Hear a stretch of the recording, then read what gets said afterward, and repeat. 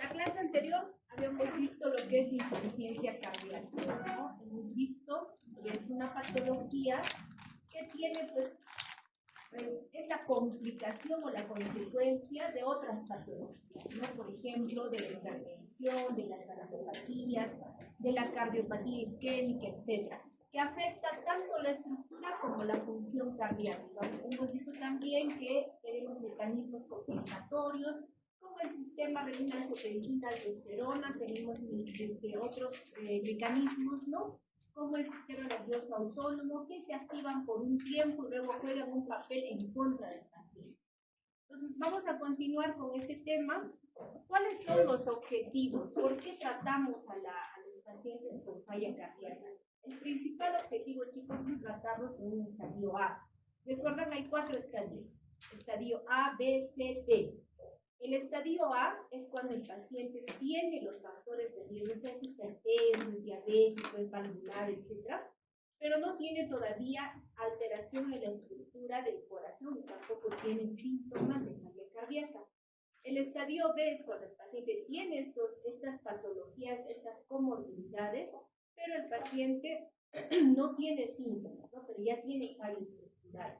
El estadio C es cuando ya tiene síntomas, tiene falla estructural y tiene las patologías, la comorbilidad. Y el estadio D es cuando ya el paciente tiene síntomas, tiene alteraciones estructurales, pese a que ya le estamos dando tratamiento. Entonces, nuestro objetivo principal debe ser que el paciente no llegue a hacer los síntomas, no llegue a hacer alteraciones estructurales, ¿no? Y eso, ¿en qué estadio se puede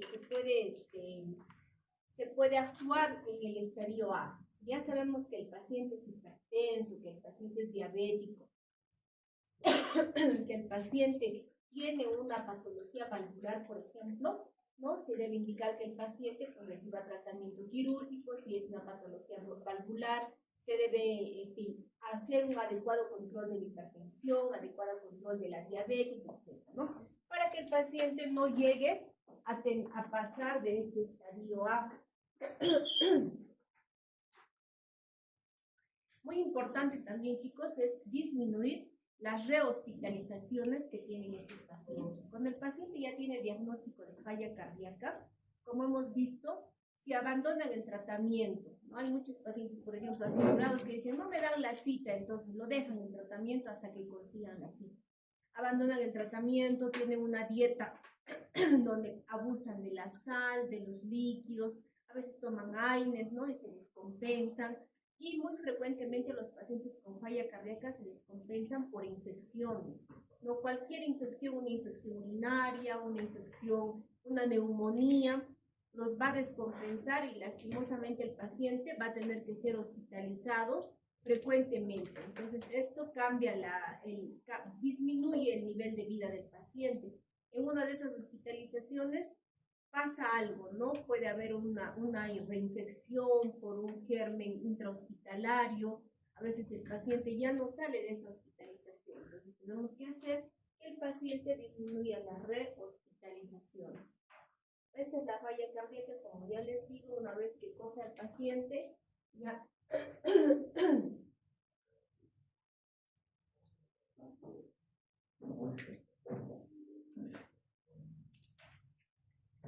Ahora, en cuanto al tratamiento, el objetivo es mejorar los síntomas, disminuir las hospitalizaciones, como ya hemos dicho, y prevenir la muerte prematura.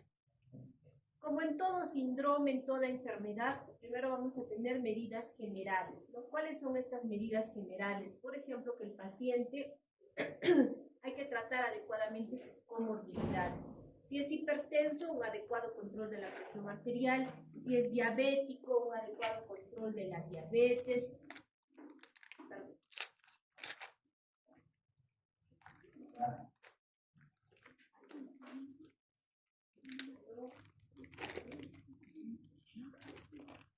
¿Aló?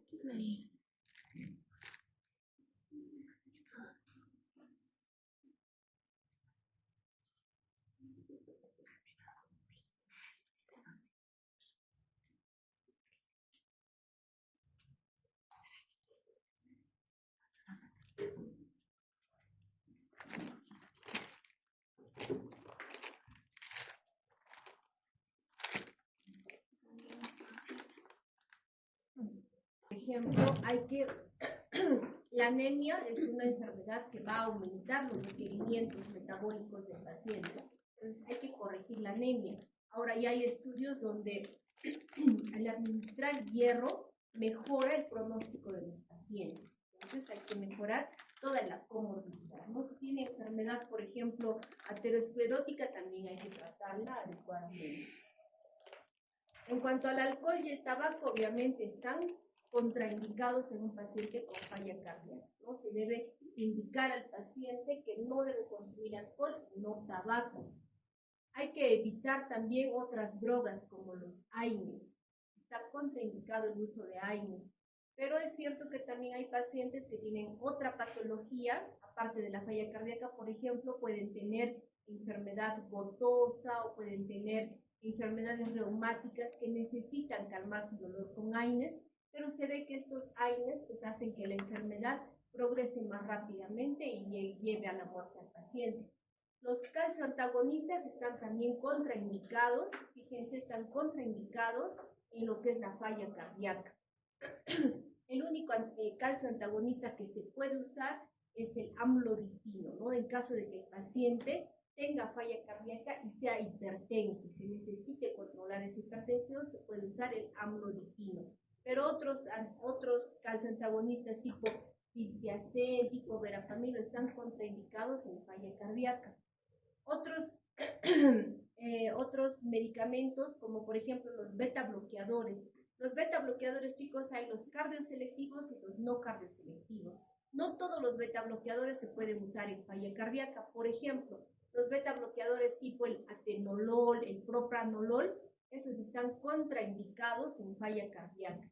Los que se pueden usar son el bisoprolol, el carvedilol, el metoprolol, el nebivolol.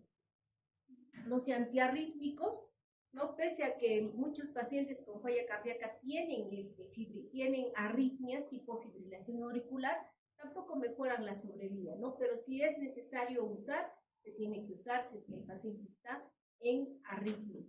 Las vacunas se tiene que indicar que sí el paciente tiene que ser vacunado, ¿no? Contra influenza, contra neumococo, porque ya sabemos que cualquier infección lo puede descompensar a nuestro paciente. En cuanto a las medidas generales, la dieta es importante. La dieta del paciente tiene que ser una dieta baja en sal, ¿no? Baja en cloruro de sodio, porque este cloruro es el que va a ir acumulando líquido. Ya sabemos que estos pacientes no pueden manejar líquido, ¿no? Rápidamente se congestionan. Tiene que ser una dieta rica en verduras, rica en proteínas, pero por ejemplo, de carnes magras, ¿no? Hay que controlar un peso adecuado. No le conviene, pero de por sí el paciente con falla cardíaca también baja de peso, ¿no? Ahora, en cuanto a la actividad física, chicos, por más que el paciente esté agitado, disneico, el paciente con falla cardíaca no puede estar en reposo. Una vez que se compensa, el paciente tiene que hacer actividad física. De repente no una gran actividad, pero por lo menos caminar, ¿no? Caminar 1 cuadra, 2 cuadras, de acuerdo a la tolerancia del paciente. En cuanto al tratamiento medicamentoso, como ya hemos visto en la fisiopatología, ¿qué va a estar activado en este paciente? Está activado el sistema renina-angiotensina-aldosterona y está activado el sistema nervioso autónomo o simpático. Entonces, ¿qué tenemos que usar? Tenemos que usar drogas que bloqueen estos dos sistemas. Vamos a tener las drogas de primera línea. ¿Y cuáles son las drogas de primera línea? Los de primera línea son los diuréticos. ¿Por qué los diuréticos? Porque ya hemos visto que estos pacientes, al estar activado el sistema renina-angiotensina-aldosterona, la hormona antidiurética, ¿qué hacen? Retienen líquido. Entonces, el paciente con falla cardíaca, ¿qué es el síntoma que más le molesta al paciente? La disnea, la ortopnia, la disnea paroxística nocturna, ¿no? Se congestiona el paciente y no puede respirar. Entonces, ¿qué tenemos que hacer? Primero tenemos que calmar los síntomas del paciente. Entonces, con diuréticos, que si el paciente está en emergencia, tenemos diuréticos por vía endovenosa, y si el paciente está compensado, tenemos diuréticos por vía oral a dosis menores. Entonces, el primer medicamento en falla cardíaca, chicos, es el diurético. No porque mejore la sobrevida del paciente, ¿no? Con el diurético no vamos a hacer que el paciente viva más tiempo, más años, no. Pero ¿qué vamos a hacer? Vamos a calmar vamos a bajar la congestión del paciente. En cuanto a los diuréticos, tenemos varios. Tenemos, por ejemplo, los diuréticos de ASA, ¿no? Tipo furosemida, que hay endovenosa y también hay vía oral. Tenemos la hidroclorotiazida, tenemos los ahorradores de potasio, etcétera, ¿no? La indapamida también. Entonces, acá vemos, ¿no?, que no mejora la sobrevida del paciente. Entonces, acá tenemos, miren, los diuréticos de ASA, los tiazídicos, ¿no?, y los ahorradores de potasio también. Si el paciente está congestionado, no le vamos a dar vía oral, ¿no? Tendremos que darle primero vía endovenosa. Una vez que lo sequemos al paciente, ¿qué quiere decir?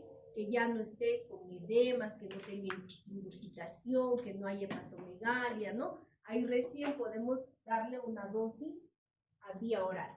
El segundo medicamento de primera línea, chicos, es los inhibidores de la enzima convertidora de angiotensina, ¿no? O conocidos como YECA, porque hemos visto que este es un mecanismo que está activado en estos pacientes. En cuanto a los YECA, tenemos varios. Tenemos el captopril, el enalapril, el lisinopril, ramipril, etc. Entonces, los YECA, chicos, son una droga de primera línea. Necesitamos bloquear este sistema renina-angiotensina, pero no lo vamos a bloquear con dosis bajas, ¿no? Por ejemplo, la dosis adecuada para bloquear el sistema renina-angiotensina-aldosterona de captopril, cada tabletita de captopril, cada pastillita de captopril viene de 25 miligramos. La dosis para bloquear el sistema renina-angiotensina-aldosterona es de 50 miligramos cada 8 horas. Significa darle 2 pastillas de captopril cada 8 horas. Ahí recién estaríamos bloqueando el sistema renina-angiotensina. Pero, ¿qué pasa con el paciente con falla cardíaca? Tiende a ser hipotensión, ¿no? Y también tiende a ser falla renal. Entonces, tenemos que ir viendo cómo están cómo está su urea, cómo está su creatinina. Porque si a un paciente con falla cardíaca le empezamos de frente dosis máximas de captopril, ¿qué va a pasar? El paciente puede chocarse, ¿no? Puede hacer una hipotensión, puede hacer falla renal. Por eso es que los YECA tenemos que empezar al paciente cuando tiene una presión estable a dosis bajas, ¿no? Podemos empezar, por ejemplo, medio captopril cada 8 horas. Después, al día siguiente, si ha tolerado bien, si el paciente tiene buena presión, su urea, su creatinina está bien, se le puede ir subiendo a una pastillita, ¿no? De acuerdo a que tolere el paciente, pero la dosis para bloquear es alta, ¿no? Son dos tabletitas, por ejemplo, de captopril cada 8 horas, y eso tenemos que ir tanteando en el paciente, ¿no? O sea, titulando, no tanteando, titulando. Si mi paciente hoy día ha recibido medio, mañana puede recibir 1 cada 8 horas y ver cómo va la presión, cómo van los marcadores de la función renal. Ahora, ¿qué pasa si el paciente tiene, por ejemplo, alergia a los YECA? ¿No? Muchos pacientes con captopril, con enalapril van a presentar tos, ¿no? Es una tos seca, es una tos que muchas veces es tan exigente que el paciente lo deja el medicamento porque se siente mal. Entonces, para esos pacientes tenemos lo que son los ARA2, ¿no? Que son los antagonistas del sistema renina-angiotensina. Entre ellos tenemos, por ejemplo, el losartán, tenemos el valsartán, telmisartán, tenemos el carbesartán, etc. Entonces, para esos pacientes podemos usar los ARA2, que también estaríamos bloqueando este sistema, ¿no? Este mecanismo. Ahora, ¿cuáles son los principales efectos adversos de los YECA? Miren, la tos es lo más frecuente, ¿no? Pero también nos pueden referir cefalea. Si el paciente es alérgico, puede hacer angioedema, reacciones alérgicas, disminución del sentido gustativo, del gusto, edema, diarrea, hipotensión. Casi todos hacen hipotensión porque es pues, un medicamento que hipotensa, ¿no? Entonces pueden hacer también estenosis de las arterias renales. Ahora, en pacientes que son gestantes, por ejemplo, las gestantes, los YECA están contraindicados. Nunca, chicos, pueden dar un captopril, un enalapril a una gestante. Tampoco pueden dar un ARA2. ¿Por qué? Porque va a producir muerte fetal. ¿no? Hay gestantes que hacen falla cardíaca. En ellos contraindicados los YECA, contraindicados los ARA por muerte fetal. ¿Pasan a la leche materna? Sí pasan, pero en mínimas cantidades, ¿no? Ahora, también hemos visto que está activado el sistema nervioso autónomo o simpático. ¿Qué tenemos que hacer? Bloquear este sistema. ¿Con qué vamos a bloquear? Con un beta bloqueador, ¿no? Entonces, vamos a necesitar los bloqueadores beta adrenérgicos. Entre ellos, los que vamos a usar, por ejemplo, son el carvedilol. No podemos usar el carvedilol, podemos usar el bisoprolol, podemos usar el metoprolol, como ven acá. ¿Qué otros betabloqueadores no podemos usar? No se, recuerden, atenolol no, propranolol tampoco, ¿no? Esos no se pueden usar. Pero miren, versus se ha hecho varios estudios, ¿no? Donde se ha visto que los betabloqueadores sí mejoran la sobrevida del paciente. Incluso hay un estudio que es muy... hay estudios conocidos, como vemos acá, ¿no? Miren, del carvedilol con un placebo, hay mejora, igual con el bisoprolol, con el metoprolol. Entonces, estos medicamentos sí mejoran la sobrevida del paciente.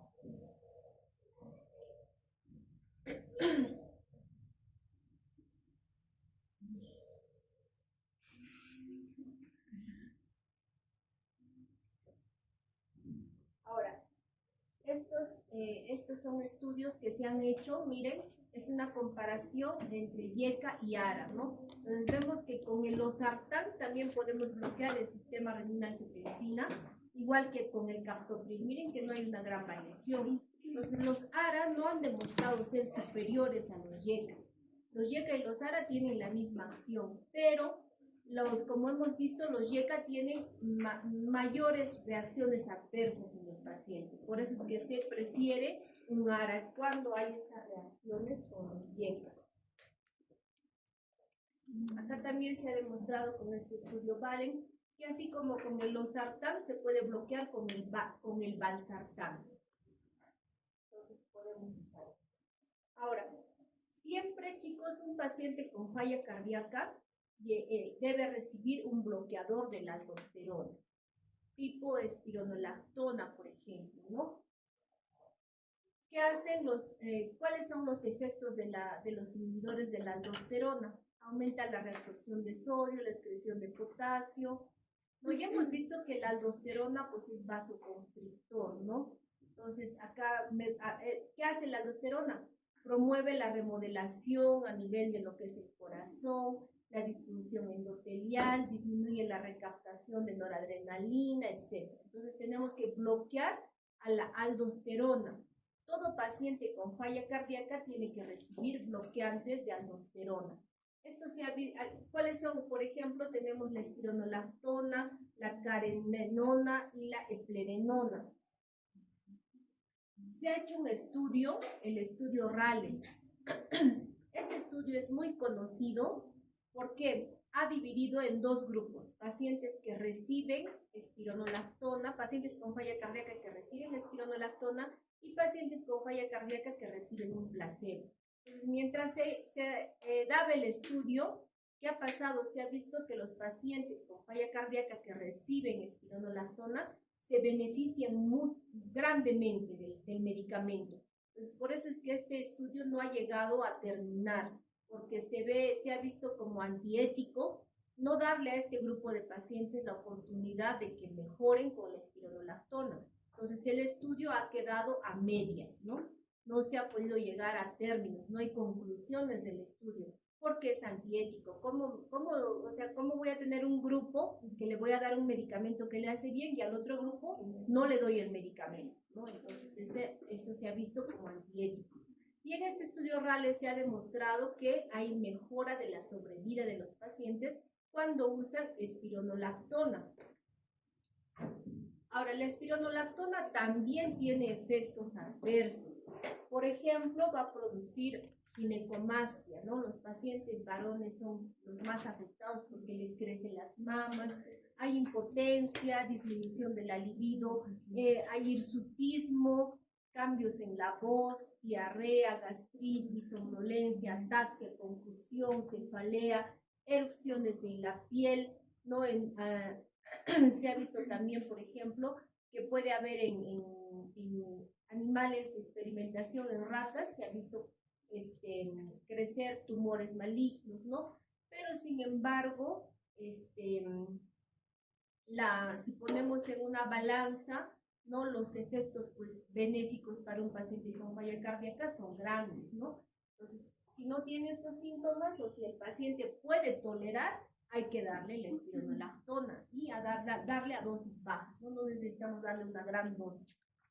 Ahora, en estos pacientes que han tenido muchas reacciones adversas, se ha hecho otro estudio, ¿no? Que es el estudio EFESUS.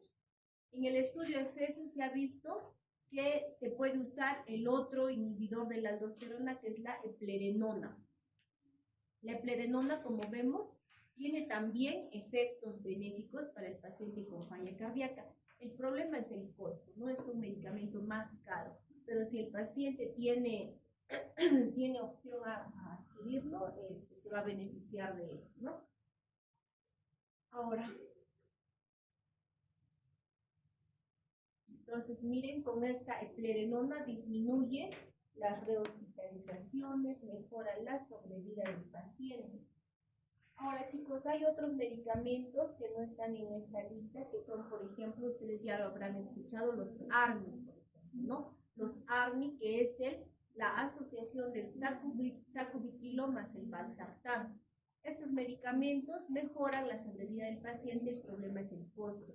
Y últimamente, chicos, recién desde el año pasado, se ha visto según los estudios que tenemos los inhibidores de la SGLT2, que son tipo,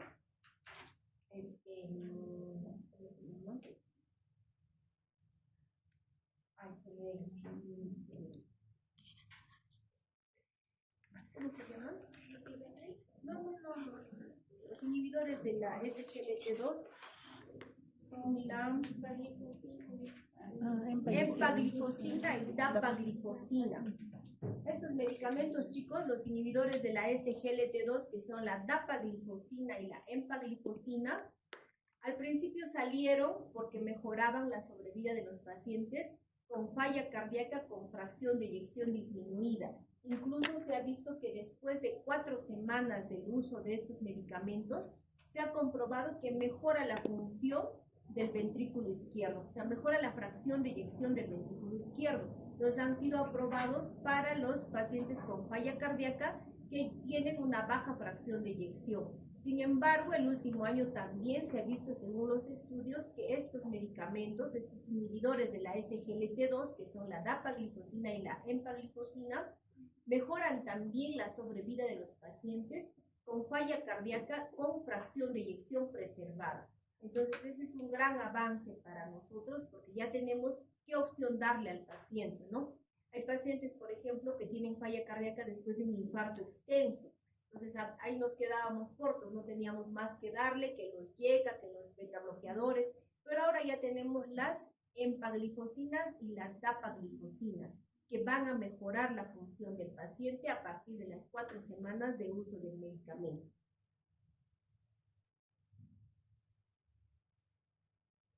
Bueno, acá en esta tabla tenemos más o menos las dosis, ¿no?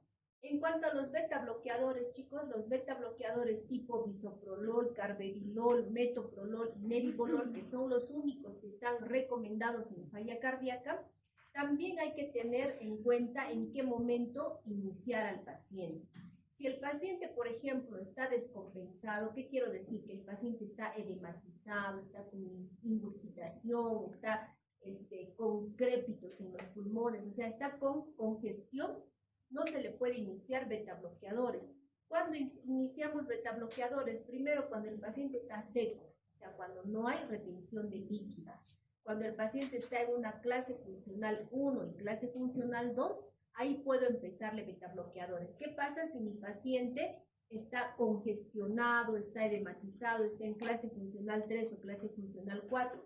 Si a ese paciente le empezamos betabloqueadores, lo vamos a encharcar más al paciente, ¿no? Se va a congestionar más. Entonces, primero secamos al paciente con diuréticos y una vez que ya está seco en clase funcional 1 o clase funcional 2, recién empezamos con los beta bloqueadores. Ahora, la dosis de beta bloqueadores no hay una dosis por kilo. Hay pacientes que pueden recibir dosis altas y pacientes que reciben dosis bajas. ¿Cómo sabemos si está beta bloqueado el paciente? Muy bien, por la frecuencia cardíaca. Entonces, ¿qué tenemos que hacer? Tenemos que empezarle dosis bajita, porque no sabemos qué dosis le vamos a dar a ese paciente. Digamos que mi paciente con falla cardíaca ya está compensado, ¿no? Ya no está edematizado, pulmones limpios, le empezamos, por ejemplo, el bisoprolol. El bisoprolol viene en pastillitas de 2.5, de 5 y de 10. Entonces, podemos empezar con la mitad de 2.5, ¿no? Hay que ver, también son hipotensores porque bajan la fracción, porque bajan la frecuencia cardíaca. Entonces vemos si mi paciente al día siguiente tiene buena presión, continúo con esa dosis una semana. O sea, recuerdan que los YECA íbamos titulando diario, ¿no? Diario podemos subir la dosis. Con los beta bloqueadores, chicos, tenemos que titular cada semana. Si a la semana mi paciente está con una frecuencia cardíaca que todavía no está bradicárdico, pero ha mantenido buena presión, no se ha congestionado, a la semana le voy a subir la dosis a 5 miligramos. La cosa es que mi paciente tiene que estar beta bloqueado, ¿no? Si con 5 miligramos ya está beta bloqueado, ahí lo dejo a mi paciente. No tengo por qué ir escalando como en los YECA hasta una dosis máxima. Con el beta bloqueador solo buscamos que el paciente esté beta bloqueado. ¿Y cómo sé que está beta bloqueado mi paciente? Si su frecuencia cardíaca es menos de 60, ¿cierto? Si está bradicárdico, si está menos de 60, yo digo, ya está beta bloqueado, lo dejo con esa dosis.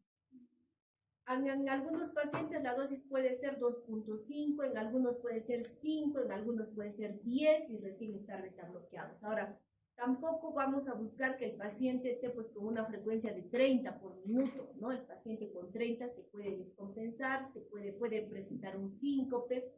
La frecuencia ideal, chicos, de un paciente que queremos que esté beta bloqueado es entre 40 y 60. O sea, si está en 50 es ideal, ¿no? Entre 40 y 60, más de 40.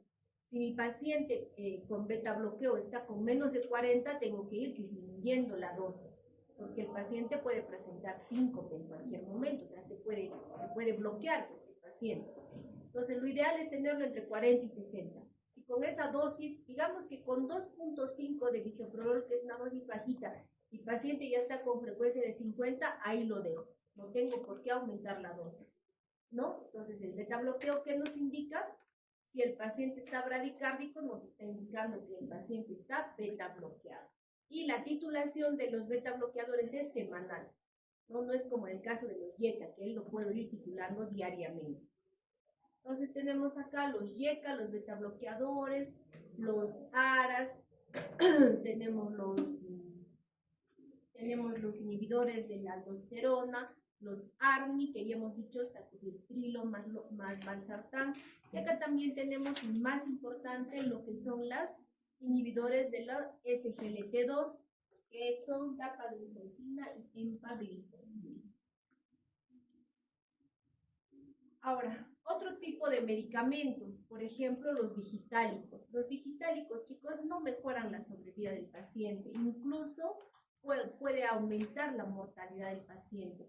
Pero, sin embargo, tenemos pacientes con falla cardíaca que son fibriladores, pacientes que tienen baja fracción de eyección y empiezan a hacer fibrilaciones con respuesta alta, o sea, con taquicardia, ¿no? En ese caso, si el paciente tiene fibrilación más taquicardia y tiene baja fracción de eyección, tenemos que usar los digitálicos. Acá ya no podemos usar los antiarrítmicos porque mi paciente no va a volver a ritmo sinusal, ya es un corazón grande, dilatado, ya no va a volver, ¿no? ¿Qué tenemos que hacer? Controlar frecuencia cardíaca.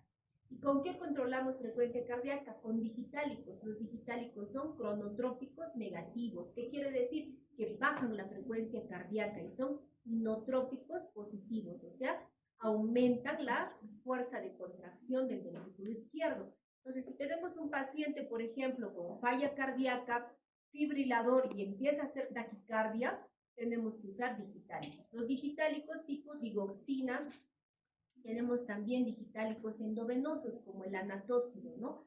Entonces, si el paciente está, por ejemplo, con una fibrilación con respuesta alta, ¿no? Ya tiene falla cardíaca con fracción de eyección disminuida, podemos usar el anatócido, que es endovenoso. Una vez que ya la frecuencia cardíaca baja menos de 110, ya podemos pasar a vía oral, que es la digoxina de 0.25. Siempre tener en cuenta que la digoxina nos puede dar intoxicación digitálica, ¿no es cierto? Ustedes ya habrán escuchado de esto, vamos a ver cuando hay alteraciones electrocardiográficas que nos sugieren intoxicación digitálica. Entonces, ¿y esto por qué se da? Porque muchas veces combinamos la digoxina con diuréticos, por ejemplo, furosemida vía endovenosa, ¿y qué hacemos? Le bajamos todo el potasio al paciente, porque el paciente con diuréticos, chicos, no solamente elimina agua, elimina sodio, elimina potasio. Entonces, a eso más la digoxina hacen la intoxicación digitálica por hipocalemia. Entonces, siempre hay que estar viendo si el paciente está usando digitálicos, hay que estar dosando cómo estará su potasio, cómo estará su sodio, y se puede usar con lo que son ahorradores de potasio tipo espironolactona para que el paciente no llegue a la intoxicación digitálica. Como ven acá, no hay gran mejoría, o sea, no mejora la sobrevida en relación al placebo, ¿no? Pero mejoramos sí la sintomatología del paciente. Incluso puede haber mayor mortalidad en pacientes que usan digitálicos.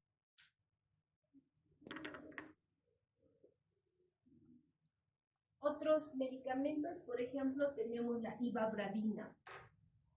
La ivabradina, que no lo tenemos en el Perú, no lo usamos, pero también es un medicamento que no mejora la sobrevida del paciente, ¿no?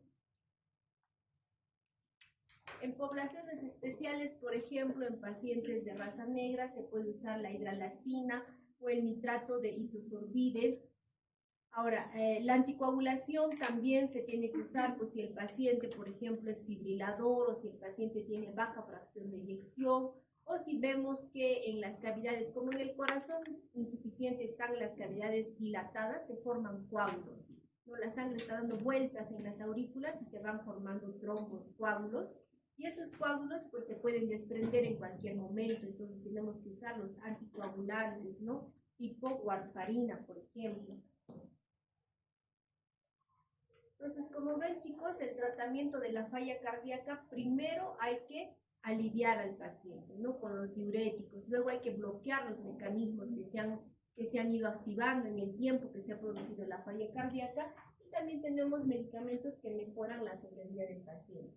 Ahora, si el paciente, por ejemplo, tiene falla cardíaca y todavía está en ritmo sinusal, se puede poner un resincronizador, ¿no? Que es como un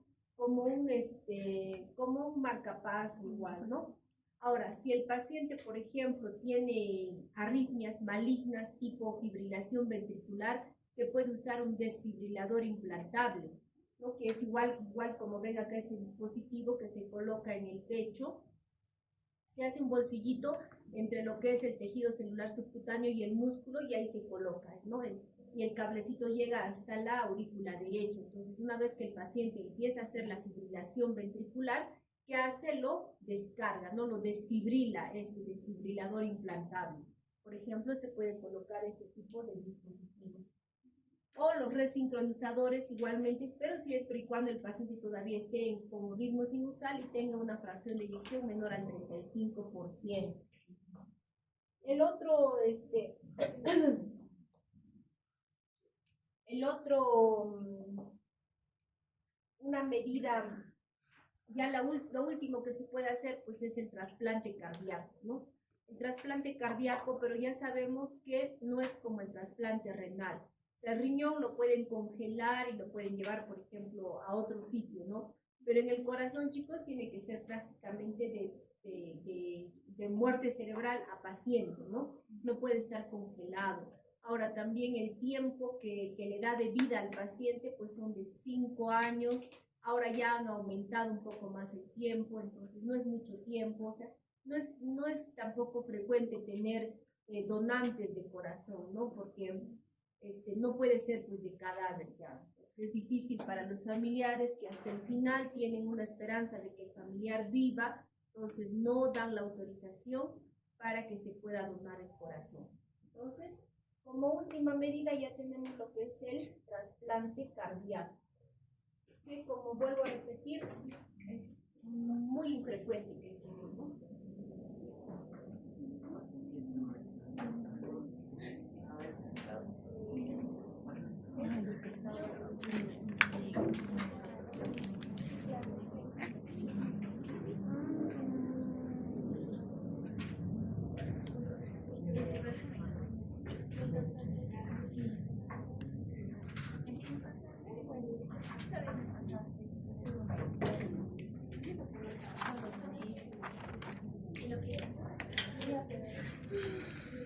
Ay, mi mamá lo quería votar. ¿Lo quería votar? Sí, yo estaba diciendo, la pasar. ¿Por qué? No sé. Dice, no, ay, subir. ¿Qué? Me dice, pase chapa. Y yo,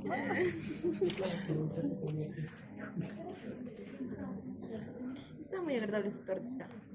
Ah, 10 de 10. 10 con naranja. Ay, qué rico.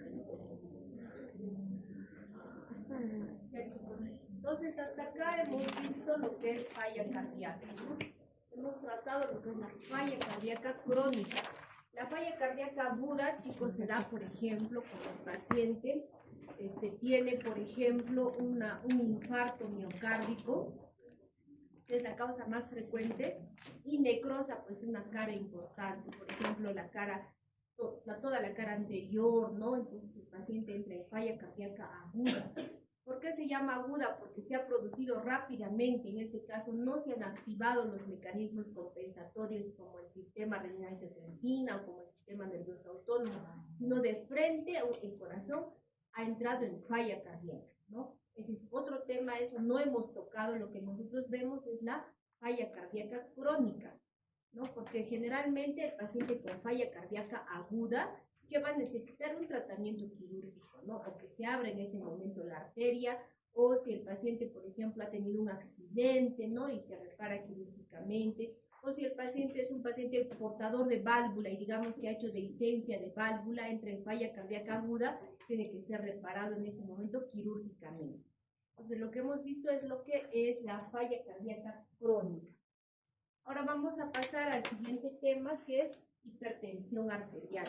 Hipertensión arterial incluso es un tema, chicos, que lo vamos a ver más frecuentemente. Ustedes que están rotando cardio, los que han rotado, han visto que casi todos los pacientes son hipertensos y tienen muchas complicaciones, ¿no? Por eso es que como médicos generales deben saber diagnosticar, primero prevenir, ¿no? Luego diagnosticar y tratar la hipertensión arterial. Pues la hipertensión arterial, chicos, duplica el riesgo de enfermedades cardiovasculares como la cardiopatía isquémica, la insuficiencia cardíaca, la insuficiencia renal, el infarto cerebral, ¿no? Y eventos tromboembólicos también. Está asociado a otros factores de riesgo e incrementa el riesgo cardiovascular total. Es causante de 13 a 15% de todas las muertes a nivel mundial. Miren que la hipertensión y la falla cardíaca son enfermedades que van aumentando en prevalencia, ¿no?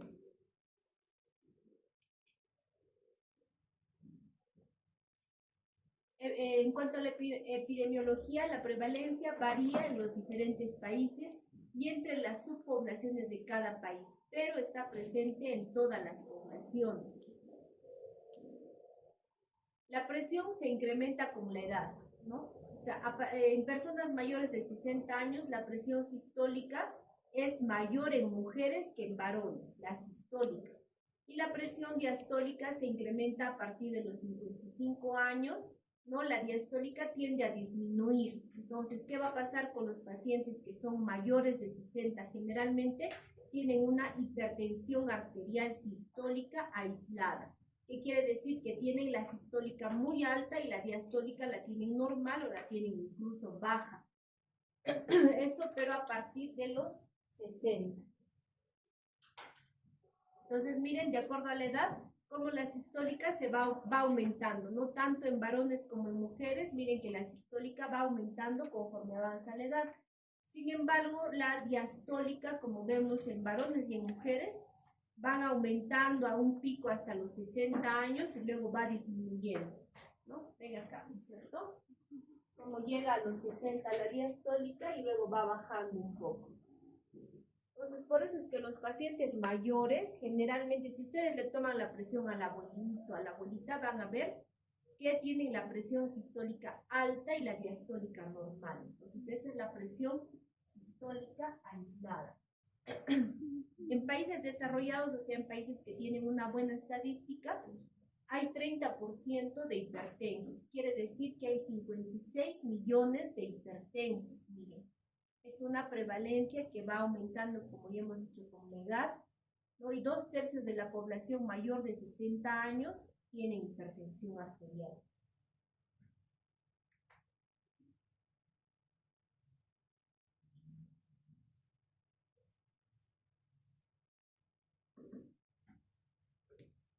La prevalencia varía no solamente con la edad, sino también con la raza, ¿no? La raza negra, chicos, tienen más predisposición a la hipertensión arterial. Ahora, las muertes, la mortalidad de la hipertensión arterial, o sea, el paciente no se va a morir por ser hipertenso.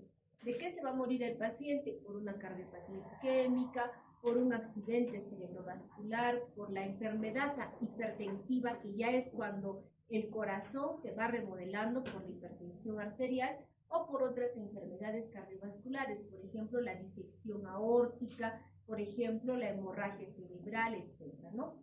Entonces, el paciente muere de estas causas, pero el origen es la hipertensión arterial. Entonces, ¿por qué es importante prevenirla, diagnosticarla de manera temprana? Porque miren, cada hora mueren 12 personas a causa de enfermedades cardiovasculares relacionadas con hipertensión arterial. Entonces, tiene una alta tasa de mortalidad. Se han hecho estudios donde también el Perú y Cusco también ha sido partícipe, ¿no? Como el estudio Tornasol 1, Tornasol 2, ahora se está llevando a cabo el Tornasol 3, donde se ve cuáles son los factores de riesgo para ser hipertensos, ¿no? Tenemos el sedentarismo, tenemos la obesidad, la diabetes va de la mano con la hipertensión arterial, la dislipidemia. Cuando hablamos de dislipidemia estamos hablando de colesterol alto, del LDL alto y del HDL bajo. Y la hipertensión, ¿no? Que cada vez va aumentando. Ahora, ¿por qué ha ido aumentando la hipertensión arterial? Por los factores ambientales, ¿no? Por la aculturación que tenemos. Miren cómo hemos ido evolucionando, ¿no? En qué etapa estamos de la evolución. Porque lamentablemente, y eso también pasa con ustedes, por ejemplo, que tengan clases 2 de la tarde, pues hasta que ya no puedan ir a su casa, ¿no? Y tengan que comer comida rápida por acá, por allá, ¿no? Que no hagan mucha actividad física porque más se dedican a estudiar, están parados en las rotaciones, cansados. Entonces, todo eso, chicos, ha influido en nuestros estilos de vida, ¿no? En los países desarrollados debe ser mucho más, ¿no? Tienen horarios pues más saturados, la comida rápida está en todo lado. Entonces, eso ha hecho que vaya aumentando nuestra prevalencia en hipertensión arterial. Ahora, también hay estilos de vida de cada familia, ¿no? Hay familias, por ejemplo, que están acostumbrados a comer con mucha sal, y el cloruro de sodio tiene mucho que ver en lo que es la hipertensión arterial. Mire, lo máximo que según la OMS se debe consumir de sal es de 6 gramos al día, ¿no? Pero si hay familias que van, por ejemplo, a un restaurante y piden la sal y se aumenta. Entonces, eso es, por ejemplo, un estilo de vida de cada familia. La obesidad va de la mano con la hipertensión, va de la mano con la diabetes, sobre todo este perímetro abdominal. Esta grasa no es la más difícil de bajar.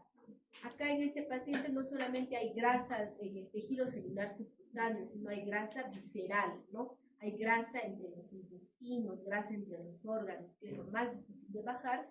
Y lamentablemente, pues esta grasa del abdomen ¿Qué va a hacer con este paciente? Va a hacer que tenga intolerancia a la insulina. Entonces es un paciente que fácilmente va a desencadenar la diabetes mellitus. El sedentarismo. Antes, chicos, nos levantábamos del sillón para cambiar de canal, para apagar la luz. Ahora, ¿qué? Tenemos un control para todo, ¿no? Pones música, pones tele, cambias de canal, todo haces con un control. Entonces, esto que ha hecho que cada vez seamos más sedentarios, ¿no? Lamentablemente. Igual, los juegos, por ejemplo, de los niños, como eran antes, era saltar la soga, era el flag. Ahora que todo es juego de video, ¿no es cierto? Entonces, todo eso ha hecho que cambiemos, que cada vez se vayan aumentando las enfermedades cardiovasculares. El alcoholismo. Ya en otra clase hemos hablado del alcohol. La dosis de alcohol para que a un paciente varón le haga daño y a una paciente mujer es la mitad de la dosis que le hace daño al varón, le hace daño a la mujer, ¿no? Entonces, con esto del feminismo, que la mujer toma igual que el varón, que la mujer fuma igual que el varón, no es igual, chicos. O sea, genéticamente no estamos para competir con un varón, ¿no? Yo he visto muchos casos que la mujer dice, yo los tumbo a todos los varones. Tomando. No, entonces eso genéticamente no es así, porque la mujer con la mitad de la dosis tiene todas las alteraciones, ¿no? que el varón. Entonces no puede tomar de la misma manera la mujer que el varón.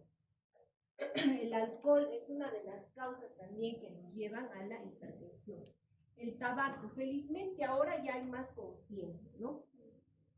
Cuando yo era estudiante no había mucha... peor, cuando yo era niña, chicos, les cuento, mi papá fumaba, pero fumaba 2 cigarros al día, ¿no? No se sabía que el tabaco era tan malo, ¿no? Entonces él ya todos los días fumaba 2 cigarros. Y cuando se le acababa su cajetilla me decía, anda, cómpramelo de la esquina. Entonces, yo iba a comprar el cigarro y me decía, le dices al vecino que te lo prenda, por no ir a traer el fósforo, pues porque mi casa era grande, no quería caminar. Entonces yo al principio al vecino le decía, préndamelo, me lo prendía y le llevaba a mi papá. Ya a los 10 años yo aprendí a prender el cigarro. Entonces yo agarraba y ya prendidito le llevaba. Entonces ese hábito, chicos, te queda el olor en los dedos y te gusta. O sea, yo olía a mi mano y me gustaba pues el olor, ¿no? Entonces cuando fui adolescente, joven como ustedes, yo fumaba, no se sabía que era tan perjudicial. Entonces, casi todos en mi facultad, cuando estudiábamos, fumábamos. Cuando uno iba a un avión, había sala de fumadores y no fumadores, ¿no? Acá están los que no fuman y acá los que fuman. No se sabía que tanto el fumador pasivo como el activo tenía todas las complicaciones. Entonces, ya poco a poco han habido estudios donde han relacionado el tabaco no solo con el cáncer de pulmón, con la cardiopatía isquémica, ¿no? Es una causa principal para que el paciente haga infarto. Otras causas, por ejemplo, cáncer de mama, ¿no? Otros tipos de cáncer, porque el tabaco, el cigarro, lo menos maléfico es el tabaco, tiene hasta cianuro. O sea, imagínense todo lo que uno se mete cuando prende un cigarro, tiene hasta cianuro, tiene un montón de componentes tóxicos para todo. Entonces, como les digo, cuando yo era estudiante, es más, yo me iba a mi Cerú, ¿no? Y allá en el campo, pues todo era bamba. El Hamilton, por ejemplo, era con J, de un sabor horrible. Entonces, en mis encomiendas me ponía mi papá mi cajetilla de Hamilton. O sea, prefiero que fumes uno de marca a que fumes este bamba. ¿Qué es este bamba, no? Entonces, ya, pues, pero me mandaba una cajita para todo el mes. Pero no sabíamos todavía de todo esto, ¿no? Ahora ya, chicos, fumar es de una persona ignorante. O sea, ya el que fuma no es que te da clase, te da caché, como antes, ¿no? En otras épocas las modelos salían con su cigarro y tú te sentías lo máximo. Ahora el que fuma de verdad da pena. Da pena porque es una persona que no tiene conciencia, debe ser una persona deprimida, ¿no? Debe ser una persona que no quiere vivir. Entonces ya el tabaco, chicos, ya no, en ustedes ya es impasable que alguno de ustedes los vea fumando. Es lo peor que pueden hacer, ¿no? Ya nada que ver con el tabaco. Igual a los pacientes hipertensos o no hipertensos, no alcohol, no tabaco. Ahora, la hipertensión, chicos, es la principal causa de bajo peso al nacer. O sea, ¿y quiénes tienen bajo peso al nacer? Generalmente la gente que vive en áreas rurales. Cuando ustedes hagan su serum, van a ver, van a atender partos, y los partos generalmente tienen bajo peso al nacer, ¿no? Entonces, ahí es donde el serumista, el médico rural, los médicos de atención primaria deberíamos primero crear conciencia en esos pacientes de que se traten, ¿no? Entonces, el bajo peso al nacer es una de las causas, es producido por la hipertensión. Una dieta pobre en potasio, esta dieta es rica en potasio, ¿no? Debemos tener una dieta rica en potasio para prevenir la hipertensión arterial, ¿no? ¿Qué tiene potasio? El plátano, la naranja, ¿no? O sea, algunas verduras que debemos incluir en nuestra dieta. El calcio también es importante, se debe consumir calcio, ¿no? Ahora, ustedes me dirán, ¿pero por qué calcio? Si hay un grupo de medicamentos antihipertensivos que son los calcio antagonistas, ¿no es cierto? Pero estamos hablando del calcio que está en la sangre. El calcio que consumimos generalmente se va hacia los huesos, ¿no? Y necesitamos, por ejemplo, hay pacientes que tienen osteoporosis y tienen hipertensión arterial, entonces reciben calcio para la osteoporosis, pero también reciben calcio antagonistas para la hipertensión. Entonces te preguntan, doctora, ¿y voy a tomar esto o no? La respuesta es que sí, tiene que tomar, porque el calcio que ella está recibiendo es calcio para los huesos con su fijador de calcio para los huesos, ¿no? El otro calcio es el que se tiene que inhibir el calcio que está circulando en la sangre.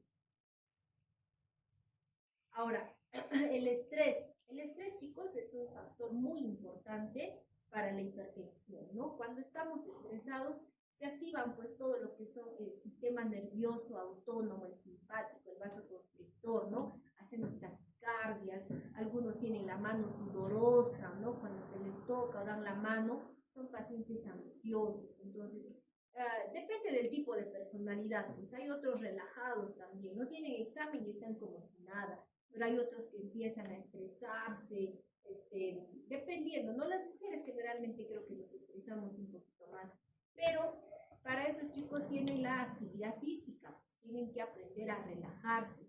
El estrés es normal, debemos tener estrés para que reaccionemos ante una situación, ¿no? Porque si yo no me estreso, no estudio, si yo no me estreso, no me capacito, no hago las actividades adecuadas. Pero después que pasa eso, tenemos que hacer actividades de relajación, ¿no? Un día que se vayan a hacer deporte. Siempre, chicos, el deporte nos hace secretar hormonas que nos dan la felicidad. Entonces, siempre el deporte. La diabetes, como ya hemos dicho, va de la mano con la hipertensión. Casi no tenemos pacientes que sean solo hipertensos o sean solo diabéticos. Es raro. Ustedes preguntan, ¿hipertensos? Sí. ¿Diabéticos? Sí. Hay otros pacientes que son un vacilo. Hipertenso, no. Diabético, no. ¿Toma alguna pastilla? Sí. ¿Qué toma? Enalapril y metformina. Es hipertenso y diabético, ¿no? Entonces, va de la mano. ¿Por qué? Porque los factores de riesgo son los mismos. Es el tabaco, es el alcohol, es la obesidad, es el sedentarismo, es la dislipidemia, etc. Entonces, van de la mano. Ahora, la hipertensión y la falla renal. En muchos casos, chicos, no se sabe cuál fue primero, ¿no? Tenemos ya pacientes con falla renal y les preguntas, señor, ¿y usted qué lo llevó a la falla renal? No sé, no sé qué habrá pasado. Pero el 80% de pacientes con falla renal terminal que están en hemodiálisis son hipertensos. Y lamentablemente estos pacientes tienen cifras tan altas como ya no les funciona este sistema para secretarlo, lo que es el sistema renal ya no funciona. Son pacientes que tienen difícil control de la presión arterial. Muchas veces el nefrólogo nos interconsulta y nos quedamos cortos, ya no sabemos qué hacer porque el paciente está recibiendo de todo a dosis plenas y sigue hipertenso, sigue teniendo 200 sobre 130 o 180 sobre 120, sabes que este paciente en cualquier momento le puede dar una hemorragia cerebral, le puede dar un infarto cerebral, y nos quedamos cortos. Ya se le dio ARA, se le dio beta bloqueador, se le dio calcio antagonista, le estamos poniendo alfa bloqueantes tipo metildopa, otros medicamentos, y sigue hipertenso el paciente. Entonces, en muchos casos he visto que hay colegas que asocian IECA con ARA, ¿no? Que está mal, no se debe asociar, es una asociación que está contraindicada, pero a veces les lleva a hacer esto el que tengan presiones tan altas, ¿no? Entonces es de difícil manejo. Ya vamos a ver más adelante el tratamiento de la hipertensión. Entonces no se sabe muchas veces, pero la hipertensión es causa de falla renal, ¿no? A veces el paciente hipertenso no toma medicación porque la hipertensión pues no tiene síntomas específicos, o el paciente se siente bien y no nos cree. ¿Por qué voy a tomar tanto si yo me siento bien? Pero ¿qué va pasando? Va haciendo esta hipertensión, va dañando el cerebro, va dañando el corazón. El ventrículo izquierdo es como un músculo más. ¿Qué pasa si ustedes hacen pesas con este brazo? ¿Qué va a pasar? El brazo va a hipertrofiarse, va a crecer. Igualito el ventrículo izquierdo, si el paciente vive con una presión alta, que no se controla, ¿qué va a hacer el ventrículo izquierdo? Se va a hipertrofiar, ¿no? Entonces, eso va a ir dañando, la hipertensión va dañando órganos blancos, que son cerebro, corazón y riñón. El paciente igual, ¿no? Va trabajando va aumentando la tasa de filtración y va dañando el riñón y acaba en hemodiálisis. Entonces, eso hay que advertir a los pacientes que no son conscientes del tratamiento, ¿no? Los factores de riesgo ya conocemos: tabaco, el perímetro abdominal aumentado, la dislipidemia, el sedentarismo, la diabetes, el paciente metabólico, ¿no? El paciente que es diabético, obeso, hipertenso, dislipidémico. Ahora, para que el paciente sea hipertenso, vamos a ver que hay causas que no pueden ser modificables, por ejemplo, el factor hereditario, ¿no? Siempre les repito, hay familias de hipertensos, familias de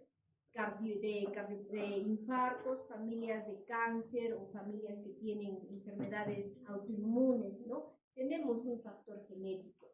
Entonces, el factor genético existe en lo que es la hipertensión arterial, ¿no? Por ejemplo, y este aspecto genético es poligénico, o sea, no es un solo gen el que transmite la hipertensión, sino es poligénico. Entonces es importante preguntar al paciente, por ejemplo, si tiene familiares hipertensos, pero si es a una edad temprana, por ejemplo. Hay polimorfismo del sistema renina-angiotensina-aldosterona, ¿no? ¿Qué hace el sistema renina-angiotensina-aldosterona? La renina es secretada en el riñón, ¿no? Secreta la sangre.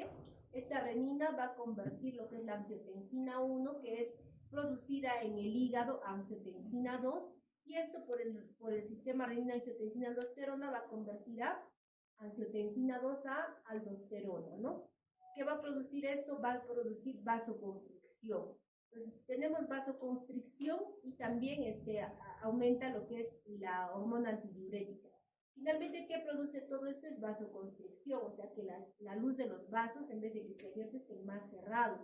¿Y qué es la hipertensión arterial? La hipertensión arterial pues se da por el gasto cardíaco, por la resistencia vascular periférica. Entonces, si tenemos mayor vasoconstricción, mayor fuerza de resistencia vascular periférica. Ahora, hay pacientes, chicos, que son hipertensos toda la vida y no hacen la cardiopatía hipertensiva. Pero hay pacientes que son hipertensos por corto tiempo y hacen la cardiopatía hipertensiva. ¿A qué nos referimos con la enfermedad cardíaca hipertensiva? A esto, ¿no? A la hipertrofia del ventrículo izquierdo. Normalmente las paredes del ventrículo deben medir en un adulto hasta 11 milímetros, pero miren acá, miren más de 20, ¿no? Entonces, esta es la enfermedad cardíaca hipertensiva. Es cuando el corazón presenta esta remodelación por la hipertensión y va aumentando, va engrosando o hipertrofiando las paredes del ventrículo izquierdo. Entonces, esto también tiene un factor genético. Como les digo, hay pacientes hipertensos de larga data que no hacen daño de órgano blanco. Y hay pacientes que en poco tiempo se daña el corazón, se daña el riñón, se daña el cerebro, se hacen daño de órgano blanco. También, como ya hemos dicho, se daña el riñón, ¿no? Nos produce la falla renal. Ya hemos dicho también que la hipertensión arterial aumenta o duplica el riesgo de sufrir estas enfermedades isquémicas de las arterias coronarias. Entonces, la presión arterial, ¿qué es? ¿No? La presión arterial está dada por el gasto cardíaco y la resistencia vascular periférica. Y el gasto cardíaco por el volumen minuto y la frecuencia cardíaca. Entonces, si nosotros aumentamos uno de estos, miren, aumenta también el gasto cardíaco, por tanto, aumenta la presión arterial. Ahora, la resistencia vascular periférica tiene mucho que ver con el tamaño de la luz del vaso, ¿no? La estructura y la función del vaso. Si nosotros tenemos arterias que están con vasoconstricción, ¿qué va a pasar? Va a aumentar la resistencia vascular periférica, por tanto, va a aumentar la presión arterial. Entonces, así tenemos que ver a la presión arterial.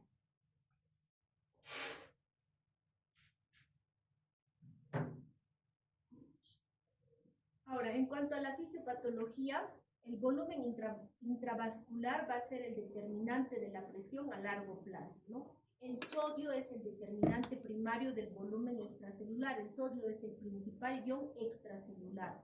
Entonces, si va a haber una ingesta mayor de sodio, también se va a necesitar excretar mayor sodio, ¿no? La resistencia vascular con el tiempo aumenta. ¿Por qué? Porque ya hemos visto que las arterias van haciendo vasoconstricción, ¿no? Y el gasto cardíaco se va normalizando. Para que haya hipertensión arterial tenemos mecanismos neurales, endocrinos, paracrinos y vasculares. ¿Cuál es el ion que nos produce, que aumenta más el extracelular? Es el sodio. Por eso es que el cloruro de sodio nos va a aumentar la presión arterial, ¿no? Por eso está contraindicado o las dosis altas. Ahora, también vamos a ver que la hipertensión pues afecta todo lo que es la presión en la diuresis, ¿no? Si consumimos más sodio, se va a producir mayor tasa de filtración glomerular, tiene que secretar más sodio. Entonces ahí es donde se va alterando lo que es la función renal. Hay una incapacidad de excretar sodio, puede ser también que se dé hipertensión por una enfermedad renal intrínseca, ¿no? Por ejemplo, una enfermedad que aumente la producción de mineralocorticoides, o también por un aumento de la actividad neural sobre el riñón. Lo que sabemos es que en cifras, ¿no? El 80% de pacientes con falla renal crónica son hipertensos. Entonces, ¿qué vamos a tener? Vamos a tener igual activación de sistemas, ¿no? Como el sistema nervioso simpático. Si aumenta el sistema nervioso simpático, que va a haber aumento en lo que es, el metabolismo, hay resistencia a la insulina, hay dislipidemia. Esto nos lleva obviamente a la diabetes, a la aterosclerosis, ¿no? Si en lo que es el sistema trófico hay aumento de catecolaminas. Las catecolaminas nos van a producir hipertrofia vascular, hipertrofia de ese ventrículo izquierdo, se va a engrosar, disfunción endotelial. En lo que es hemodinámica, el tono simpático que hace, taquicardiza, ¿no? Aumenta la frecuencia cardíaca, aumenta la presión arterial. Esto nos lleva a que el paciente presente arritmias, y hemos visto que la fibrilación auricular es la principal complicación de la hipertensión arterial, ¿no? La más frecuente. Ustedes ven en consulta cuántos pacientes son fibriladores y la causa es la hipertensión arterial. En lo que es, tiene también efectos trombóticos, porque aumenta el hematocrito, aumentan los factores de procoagulación, aumenta la actividad plaquetaria y estos pacientes hacen trombosis.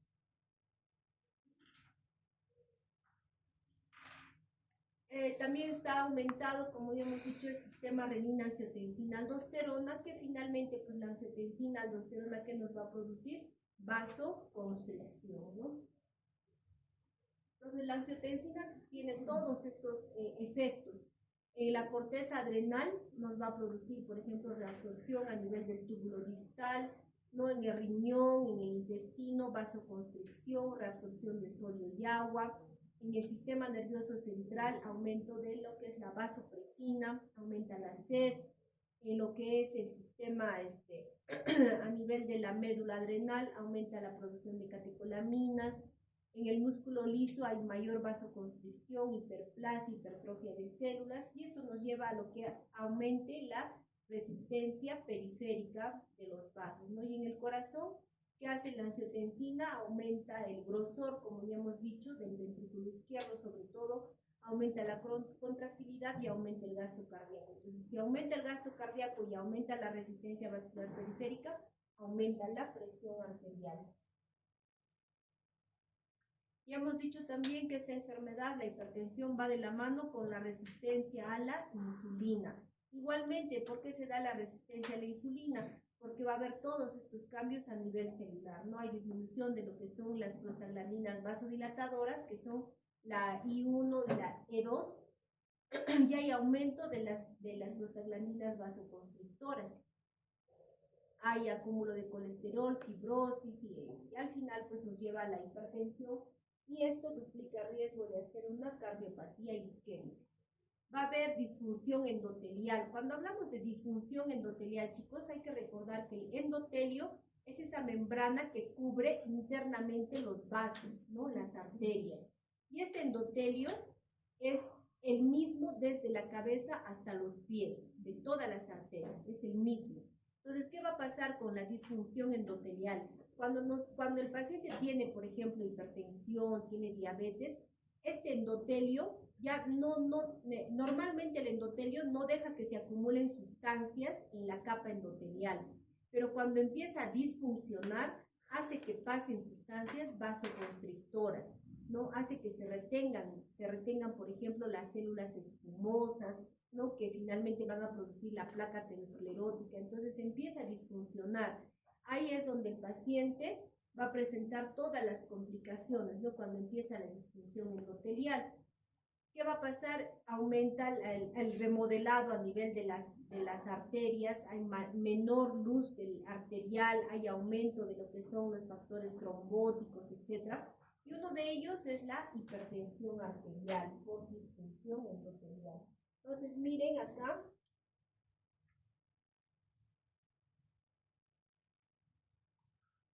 En cuanto a este remodelado de las arterias, va a haber remodelado tanto en arterias grandes como en arterias pequeñas, o también conocidas como arteriolas.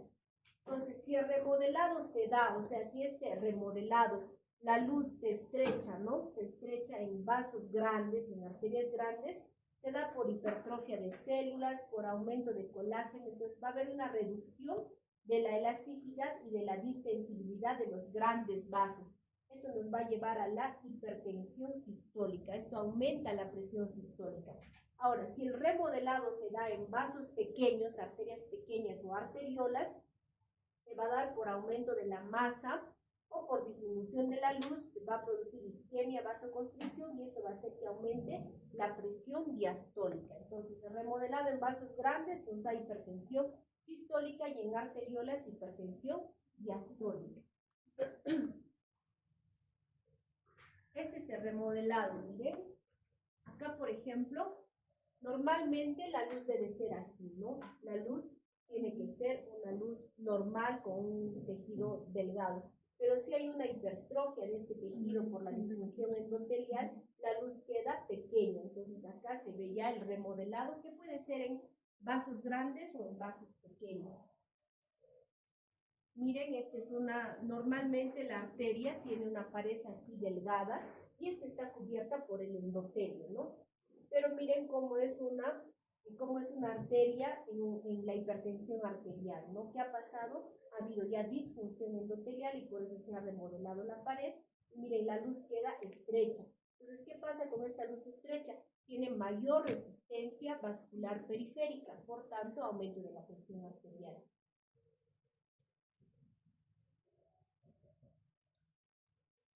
La hipertensión arterial, como ya hemos dicho, no mata de por sí al paciente, ¿no? O sea, el paciente no muere por hipertensión, sino por las consecuencias patológicas que tiene la hipertensión. En el corazón nos va a dar la enfermedad cardíaca, nos va a dar también la enfermedad cardíaca, que ya hemos dicho que es por la hipertrofia del ventrículo izquierdo. Entonces, ¿qué va a pasar con este ventrículo izquierdo que está engrosado, como hemos visto? Puede tener buena fracción de eyección, o sea, se va a contraer bien, pero no se va a dilatar bien, porque está grueso, está hipertrofiado. Entonces, nos da primero la disfunción diastólica, o sea, no se dilata adecuadamente, nos va a dar enfermedad coronaria, arritmias, como ya hemos dicho, la fibrilación es una frecuente complicación de la hipertensión arterial. Entonces, en los exámenes auxiliares, por ejemplo, en la placa de tórax, podemos ver que hay este crecimiento, ¿no? En la enfermedad cardíaca hipertensiva, no vamos a tener este corazón que ya está grande y vemos que acaba en punta el corazoncito. Entonces, esto ya nos está indicando que este corazón está grande porque sí ha hipertrofiado el ventrículo izquierdo. Ahora, otras emergencias hipertensivas, por ejemplo, tenemos el infarto miocárdico, ¿no? El infarto por la producción de esta placa que se rompe y tapa la luz de la arteria. Otra es la disección aórtica, chicos. La disección aórtica se da en pacientes generalmente del sexo masculino hipertensos. ¿Qué pasa? Que se va disecando, ¿no? O sea, se rompe una placa de la aorta y esta ruptura hace que la sangre salga hacia una luz falsa, como en este caso. Entonces, esa sangre va disecando la aorta. La disección aórtica también es una complicación que se puede dar en pacientes hipertensos que tiene alta tasa de mortalidad. Otras, como vemos acá, por ejemplo, lo que son los infartos cerebrales, ¿no? El paciente hipertenso que no se controla bien puede hacer infartos cerebrales, puede hacer, si el paciente ya es fibrilador, ¿qué va a hacer? Por ejemplo, una complicación embólica, ¿no? Puede ser un infarto cerebral o puede ser una hemorragia cerebral. Ahora, esto, por ejemplo, esta imagen, chicos, es una hemorragia cerebral, ¿no? Cuando ustedes vean una tomografía y vean así esta imagen blanca, esto es sangre, ¿no? O sea, en ese momento, esto no es un infarto cerebral, esto es sangre, esto es una hemorragia cerebral, porque tiene también, pues, alta tasa de mortalidad. Y si vive el paciente, ¿cómo vive, no? Es un paciente postrado, un paciente al que hay que ponerle pañal, al que hay que hacerle comer, y rápidamente salen las escaras, rápidamente el paciente hace neumonías y fallece, ¿no? Entonces hay que tener mucho cuidado con estos pacientes. Ahora, el daño no solamente es agudo, el paciente hipertenso, chicos, que no se controla, frecuentemente va haciendo crisis hipertensivas, ¿no? Y en esas crisis se va produciendo microinfartos, aunque no sea un infarto grande, microinfartos, que van haciendo zonas de isquemia pequeñas en el cerebro. Por eso es que estos pacientes hacen demencia vascular. Es un paciente que tiene demencia, ¿no? Ya va afectando su estado neurológico del paciente. Entonces, miren, el daño renal que ya hemos dicho, ¿no? Los pacientes con hipertensión hacen frecuentemente daño renal a nivel de los glomérulos, como vemos acá. Y también los pacientes hacen daño arterial periférico. O sea, igual, como les vuelvo a decir, el endotelio es el mismo desde la cabeza hasta los pies.